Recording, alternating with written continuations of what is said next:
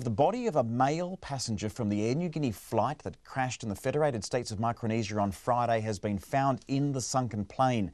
The Boeing 737 was en route to PNG and was making a stopover on the small state of Chuuk when it careered off the runway and ended up submerged in the lagoon. Now, you might remember we spoke to journalist Giff Johnson after the plane went down on Friday, and at that time Air Niugini said all 47 passengers and crew aboard were accounted for, though some were seriously injured. However, today the airline has confirmed the body of a male Indonesian passenger was found in the back of the plane by US Navy divers. Bill Jaynes is the editor of the Kaselehli Press, based in Pohnpei in Micronesia, and was on board the plane. He says there's been a lot of misinformation. He told RNZ Pacific reporter Jamie Tahana it appeared the pilot simply took too long to land the plane on the short runway. No announcement, nothing from the pilot. Simply thought that we had landed awfully hard, unusually hard for a landing in Chuuk, until I looked over and saw a hole in the plane, on the port side of the plane, in the aisle behind me, and water was coming in, so I knew that was a problem. It wasn't a full plane, was it? 47 total.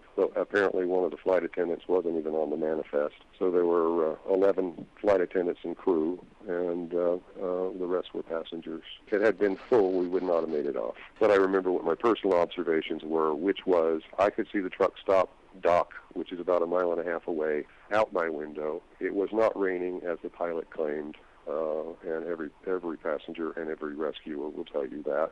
And my thought as I was watching the vapor trails off the wing as we descended was, usually when we're this low, we're on the runway, but that's not happened, and then we were in the water.